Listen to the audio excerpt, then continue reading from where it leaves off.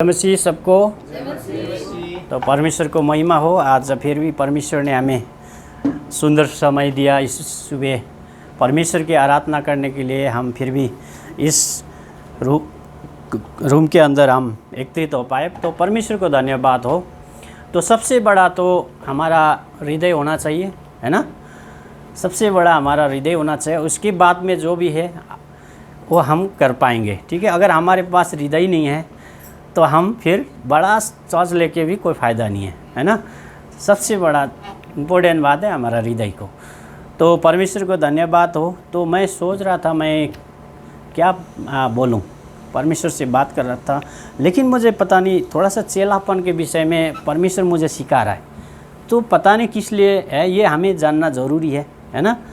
तो मुझे लगा कि अभी हम यहाँ 2-3 लोग ही है ना।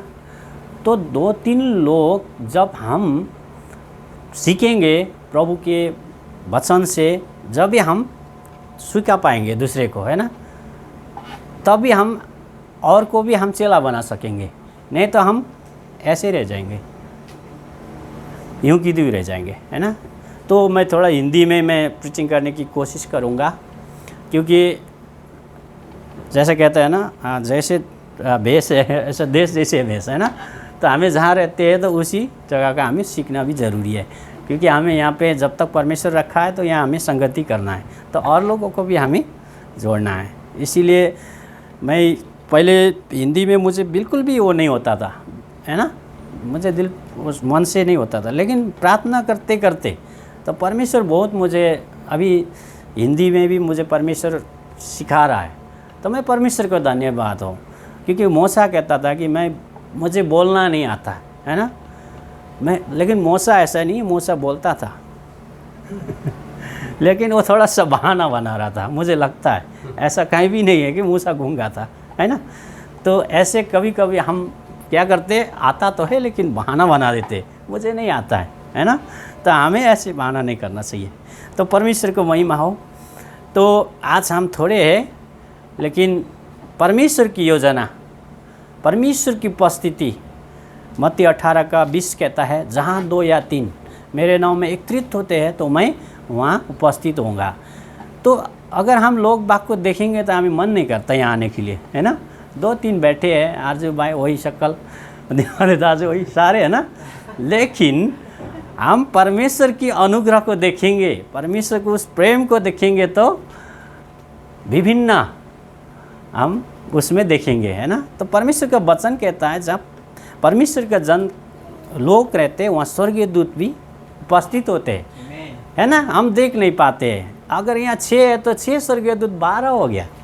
हमें इस चीज़ को हमें अनुग्रह में देखना है ना। आज मैं अकेला हूँ तो मेरे 7 स्वर्गीय दूत है ना, मैं 2 हूँ। तो इसीलिए 2 या 3 परमेश्वर की उपस्थिति में, आज हो सकता है कि यहाँ 100 आदमी हो, लेकिन अगर हम परमेश्वर के उस अनुग्रह को नहीं देखेंगे ना तो हमें मज़ा नहीं आता है। लेकिन आज 2 में भी हम परमेश्वर की उस प्रेम को, उस अनुग्रह का उपस्थिति को हम महसूस करेंगे तो वहाँ आनंद होगा। वहाँ क्या होगा, छुटकारा होगा।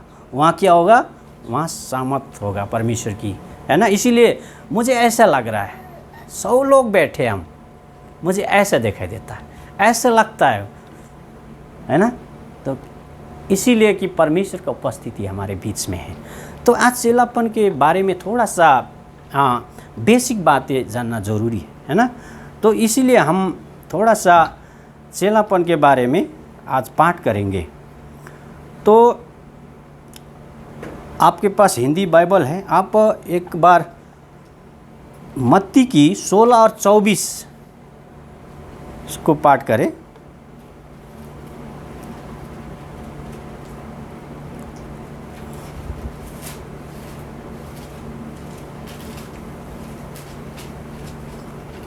चौबीस तक करें।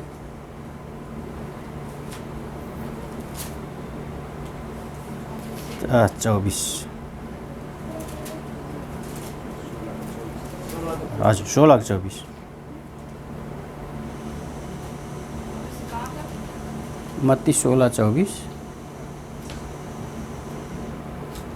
मिला। यीशु के पीछे चलने का अर्थ। हम्म, यहाँ पर इस रीति से लिखा हुआ है 23 और 24 है। 16 का 23 और 24। हाँ 23-24। ओके।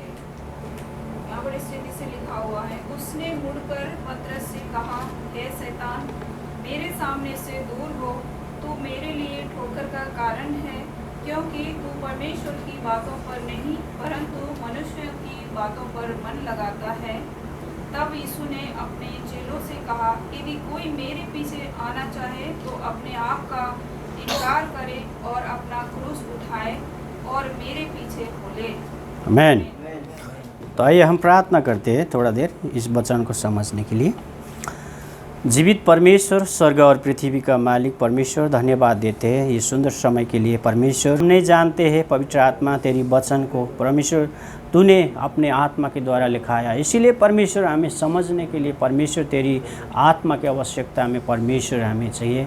और परमेश्वर हम प्रार्थना करते हैं लूका 24:45 पद अनुसार परमेश्वर हर एक को परमेश्वर इस वचन को समझने के लिए परमेश्वर तू सहायता और मदद कर। परमेश्वर हमारे विवेक को परमेश्वर तू खोल दे। परमेश्वर यहाँ हम जितने भी बैठे हैं परमेश्वर हर एक को तू सहायता कर और हर एक को परमेश्वर तेरी आत्मा की अगुवाई कर। धन्यवाद और महिमा आदर आपकी हो। आमीन। तो यहाँ पे हमने पढ़ा है ये लूका 9 की 23 में भी इस बात को हम पढ़ने को मिलता है। तो चेलापन जो है, चेला का मीनिंग क्या है ना? सबसे पहले तो हमें जानना है चेला का मीनिंग होता है सीखने वाला, है कि नहीं? चेला का मीनिंग होता है सीखने वाला। तो सबसे पहले तो हमने परमेश्वर को विश्वास किया, विश्वास किए बिना हम चेला नहीं बन सकते, है ना? पहले हमने परमेश्वर को विश्वास किया और पानी की बपतिस्मा के द्वारा फिर हम परमेश्वर के हम चेला बने। तो परमेश्वर को चेला आज बनने के लिए तो बन जाते, है ना? लेकिन चेला सक्सेस चेला कैसे बने, सफलतापूर्वक चेला हमें बनना कैसे है? कोई व्यक्ति असल चेला बन सकता है जो परमेश्वर की योजना में परमेश्वर की इच्छा के अनुसार जो चलता है ना? कोई असल चेला बन सकता है। और हमारा गुरु कौन है? परमेश्वर है ना? परमेश्वर है हमारा गुरु। तो हमें परमेश्वर से सीखना है, हम परमेश्वर की आत्मा से सीखना है। हम सुनते हैं कि परमेश्वर की वचन तो बहुत लोग बांटते हैं, लेकिन हमें सबसे पहला जो परमेश्वर का आवाज़ को हमें सुनना ज़रूरी है। परमेश्वर की आवाज़ के अनुसार हम जब चलेंगे तब हम परमेश्वर की असल चेला बनेंगे। तो हमने पिछले दिनों में हमने बाइबल स्टडी भी कर रहे थे चेलापन, है ना? चेलापन में हम सीख रहे थे कि अपना गवाही जब हम बनेंगे, जब परमेश्वर से हम सीखेंगे, है कि नहीं? अब परमेश्वर से हम वचन से सीखेंगे नहीं तो कैसे गवाही दे पाएंगे? हम दे नहीं पाएंगे। तो परमेश्वर की वचन से हम सीखेंगे, परमेश्वर की वचन के अनुसार चलेंगे, तभी हम एक असल एक चेला बन सकते हैं। तो हमने पढ़ा है कि क्रूस उठा के चलने की बात मैं यहाँ लूका 9:23 में भी यहाँ इस तरह से लिखा है। मैं आपको हिंदी में ही मैं पढ़ के एक बार वो करूँगा, है ना? मैं इसको हिंदी में एक बार पढ़ूँगा। अच्छा हाँ चलो, यहाँ इस रीति से लिखा है, तब यीशु ने अपनों चेलों से कहा, यदि कोई मेरे पीछे आना चाहे तो अपने आप को इनकार करे और अपना क्रूस उठाए और मेरे पीछे हो ले। और 25 कहता है, क्योंकि जो कोई अपना प्राण बचाना चाहे वो उसे खोएगा और जो कोई मेरे लिए अपना प्राण खोएगा वो उसे पाएगा। आमीन। तो परमेश्वर के वचन से हमें सीखना है खुद को इनकार करने का मतलब क्या है ना? सबसे पहले खुद को इनकार करना है। इसका मतलब है इनकार क्या कहता है? इनकार नम्रता को दर्शाता है ना? मैं, अगर ये मैं को हटा देंगे तो हम परमेश्वर के स्वरूप और समानता में हम आ सकते हैं, है ना। तो अपने आप को इनकार करना है, तो अपने आप को इनकार करके हमारे हृदय में से अपने आप को क्या करना है, अपने आप को उतार के उस हृदय में परमेश्वर को स्थान देना। परमेश्वर को जब हम अपने हृदय में स्थान देंगे, जब हम परमेश्वर की जब बातों को हम समझने लगते हैं, है ना। चेलापन, मैं क्योंकि एक लाइन से आता हूँ, है ना, मुझे इस चीज़ का बहुत सा मुझे पता है। मैं एक टेक्निकल लाइन से आया हूँ, तो मेरा एक गुरु था, साउथ का था, है ना, साउथ का था मेरा गुरु। तो उससे मैंने क्या किया, उससे मैंने काम सीखा। तो मुझे अनुभव है, इसीलिए मैं थोड़ा सा अनुभव को भी मैं आप लोगों को शेयर करना चाहता हूँ।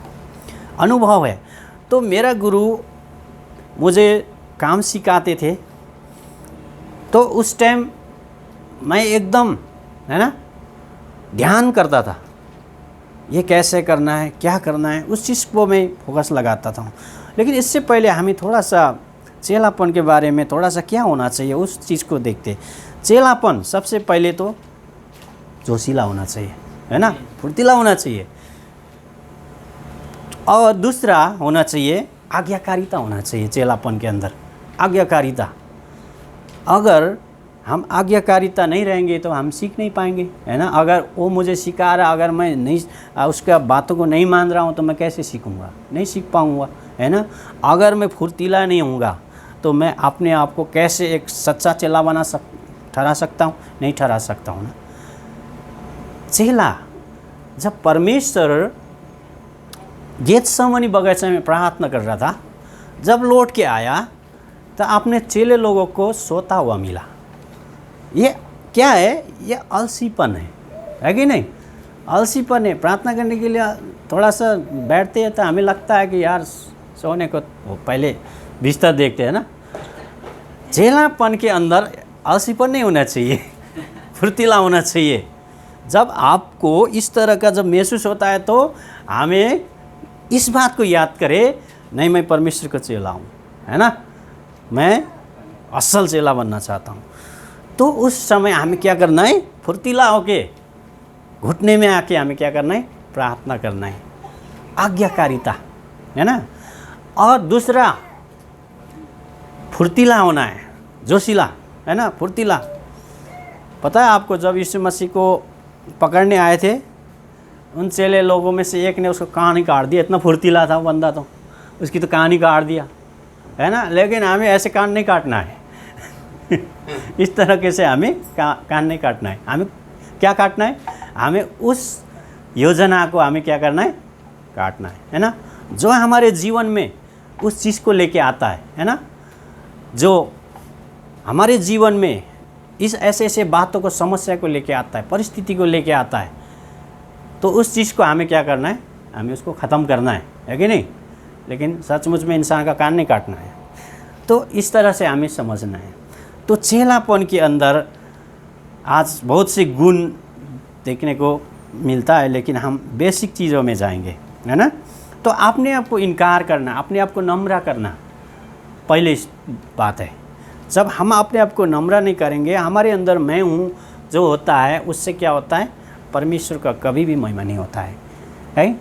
स्वर्गदूत ने परमेश्वर की महिमा किया था, लेकिन उसके अंदर घमंड था, है ना। उसके अंदर उस घमंड के कारण से आज सारा क्या हुआ, पाप में गिर गया।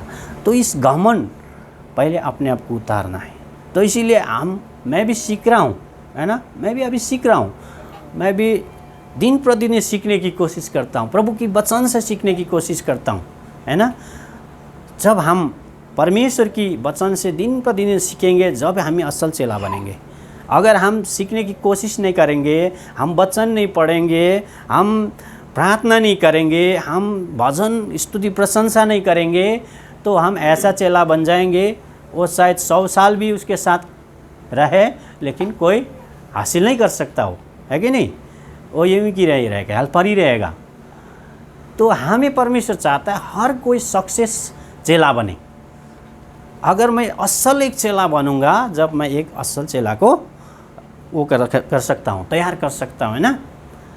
इसी रीति से परमेश्वर का वचन भी हमें सिखाता है, लेकिन इससे पहले हमें असल चेला बनना है। तो परमेश्वर कहता है कि अपने आप को इनकार करे। परमेश्वर का क्रूस उठाने की बात होती है ना। तो परमेश्वर की क्रूस उठाना, ये एक क्या है? क्रूस उठाने का मतलब होता है जो मसीह जीवन में चलते समय आने वाले समस्या परिस्थिति को क्या करना है? सामना करना है और उसको सह लेना है। यही है ना।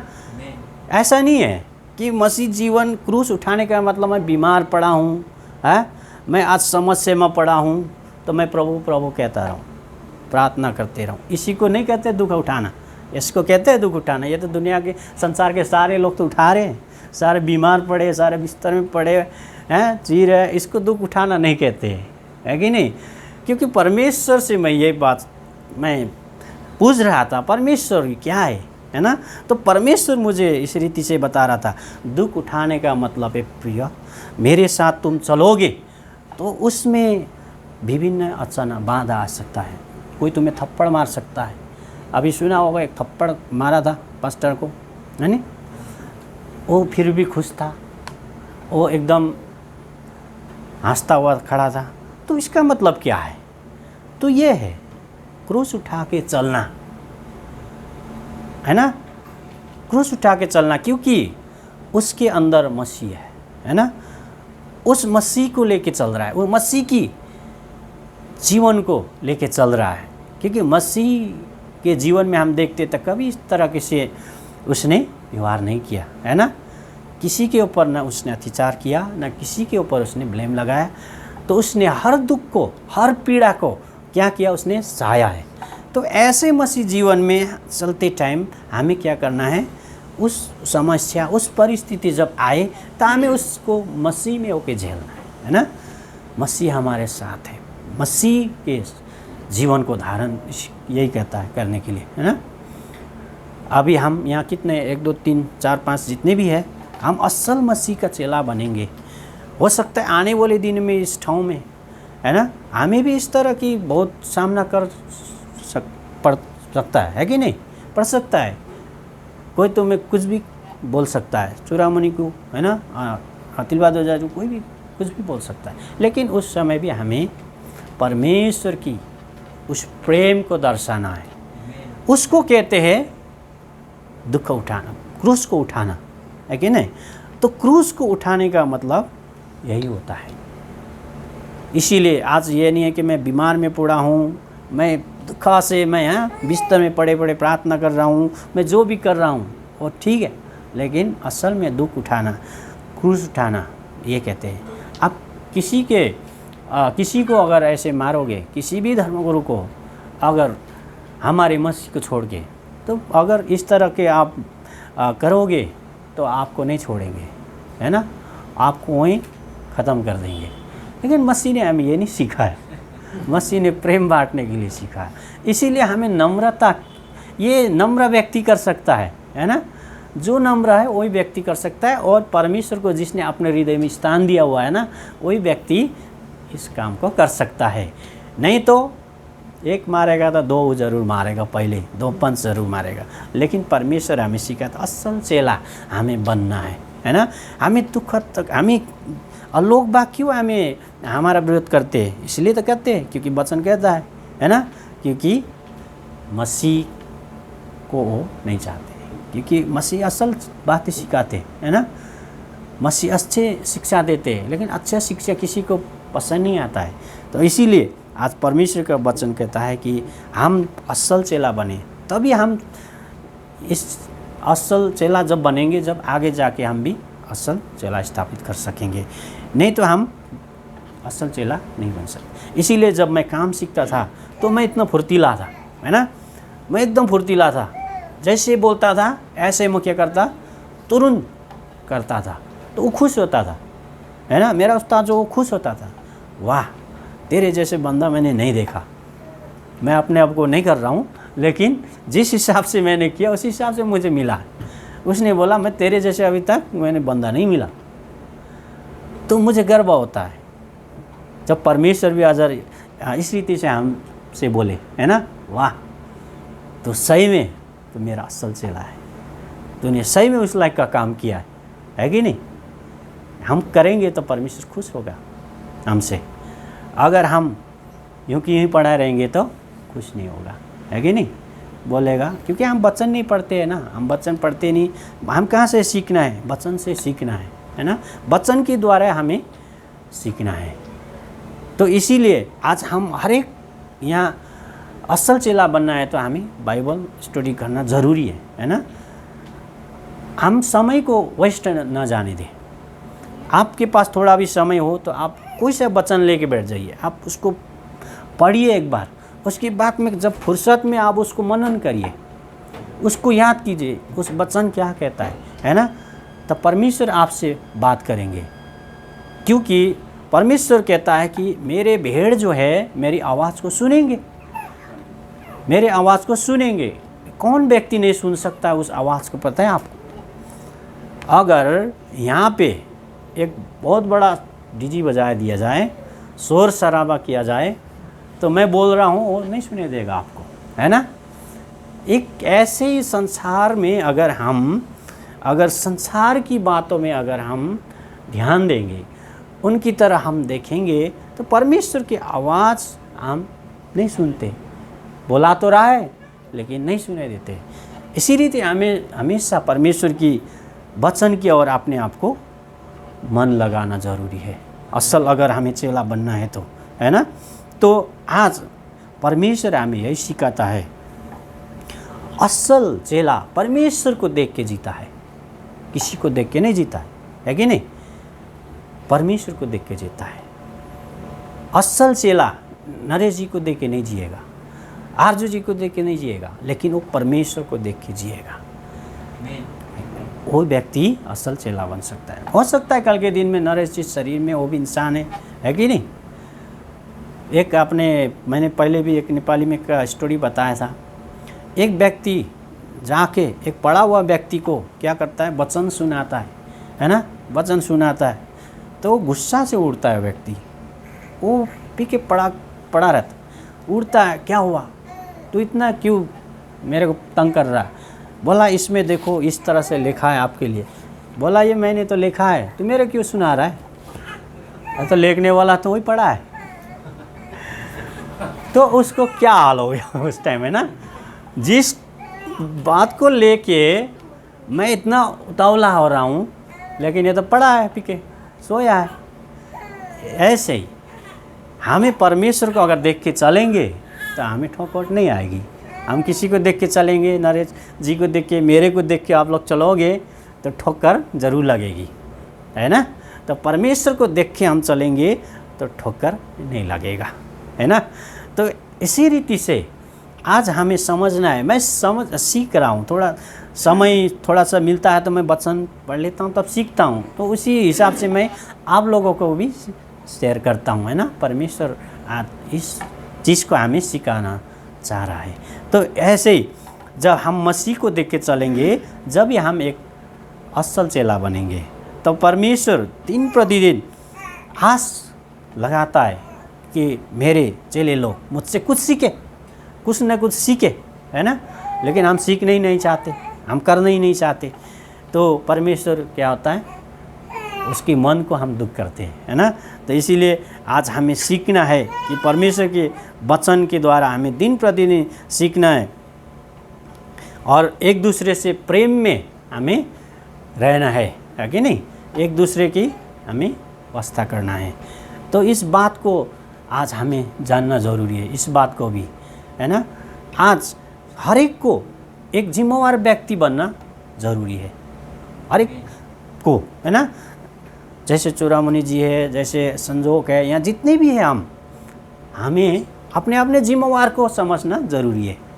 अगर नहीं समझेंगे, ये तो नरेश जी का काम है, ये तो संजोग का काम है, ऐसे समझेंगे तो फिर प्रभु मसीह का कार्य पूरा नहीं हो पाएगा, है कि नहीं।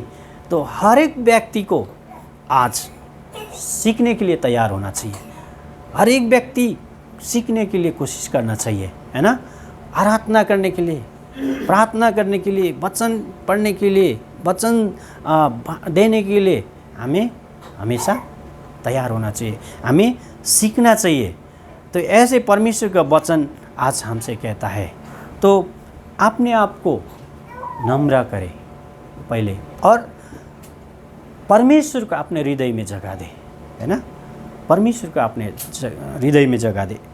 और हमारे जीवन में समस्या परिस्थिति जिस हिसाब के भी है, कोई हमें विरोध करता है, कोई हमें थप्पड़ मारता है, लेकिन हमें उस नम्रता के साथ अगर हम जिएंगे तो हम विजयी होंगे, है ना, हम विजयी एक चेला बन सकेंगे। तो परमेश्वर का वचन, मैं एक वचन को रखना चाहता हूँ यहाँ, मरकुस 10 का आप 17 से आप पढ़िए हिंदी में। हाँ, मरकुस 10:17 उससे हम 22 तक पढ़े। एक बार हम ये इसको भी खंडन करें यहाँ।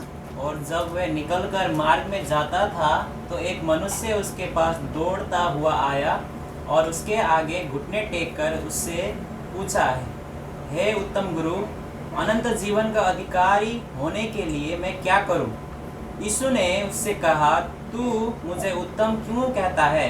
कोई उत्तम नहीं, केवल एक, अर्थात परमेश्वर।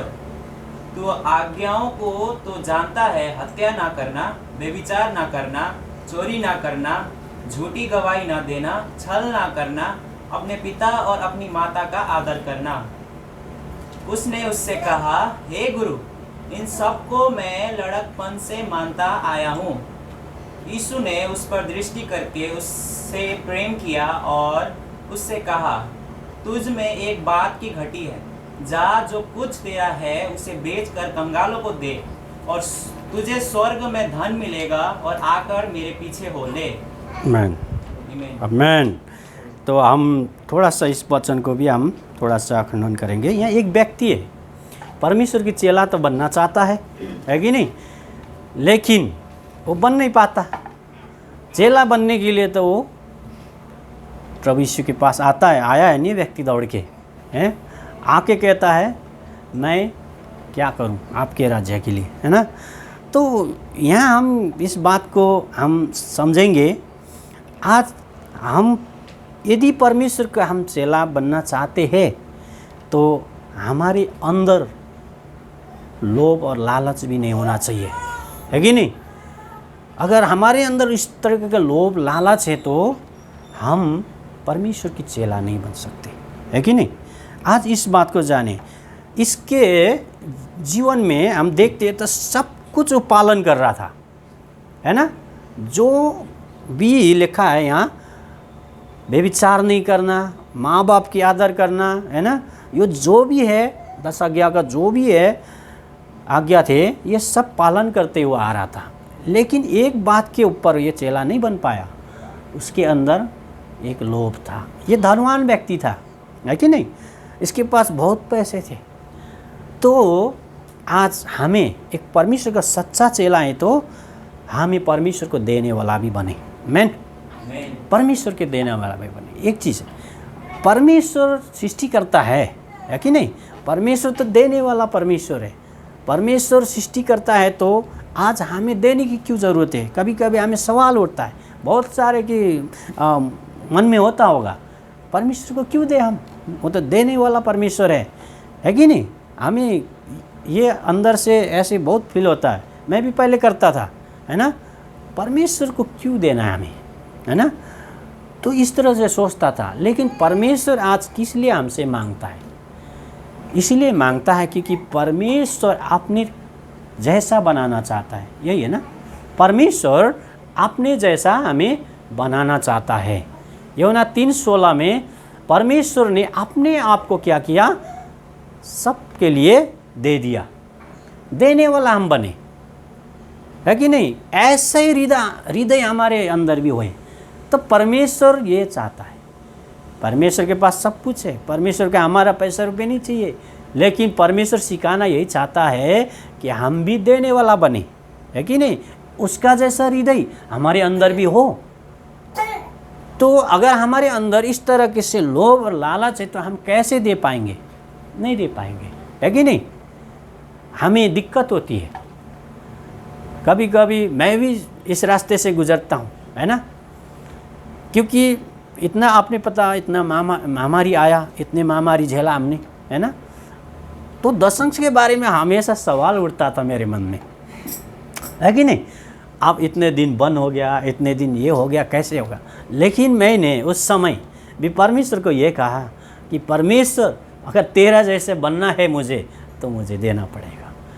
तो मैंने इसको कंटिन्यू रखा, है ना। तो परमेश्वर ने सचमुच अभी तक मुझे इस सारे समस्या से, सारे चीज़ों से परमेश्वर ने मुझे घटी कमी नहीं होने दिया, है कि नहीं? परमेश्वर की आशीष, परमेश्वर की भरपूरी हमेशा मेरे साथ रहा। तो इसीलिए मैं आप लोगों को क्यों कह रहा हूँ, क्योंकि ये ईमानदारी जब हम प्रभु का चेला बने तो ईमानदारी भी बनना जरूरी है कि नहीं? ईमानदारी चेला के अंदर होने वाला गुण, क्योंकि जब परमेश्वर ने बोला तो जाके इसमें समुद्र में जाल फेंक, तो उसने क्या किया? जाके फेंक दिया। अगर नहीं फेंका होता तो कुछ हासिल नहीं होता, है कि नहीं? फेंका जब भी तो हासिल हुआ है। ऐसे हम भी परमेश्वर को किस लिए देना है? क्योंकि हम असल चेला बनने के लिए देना है कि नहीं? ऐसे नहीं मेरे पास ज़्यादा है इसीलिए मैं दे रहा हूँ, ऐसे नहीं है। लेकिन परमेश्वर की हमें चेला बनने के लिए हमें आज्ञाकारिता में आना ज़रूरी है। तो परमेश्वर की वचन के अनुसार हमारे जीवन को दिन प्रतिदिन हमें बनाना ज़रूरी है, तभी हम एक असल चेला बन के हम और को भी चेला बना सकते हैं और परमेश्वर की राज्य बढ़ा सकते हैं, नहीं तो नहीं हो सकता है। तो ऐसे आज की इस वचन को मैं यहीं रखता हूँ, क्योंकि समय भी हमारे पास कम है, इसीलिए जो भी हमने बेसिक चीज़ें सीखी, बहुत था वचन तो, लेकिन आज हम इसी को टॉपिक को यहीं रखेंगे। तो आने वाले समय में हम आगे फिर हम पाठ करेंगे। परमेश्वर को महिमा हो, सबको आशीष हो। मैं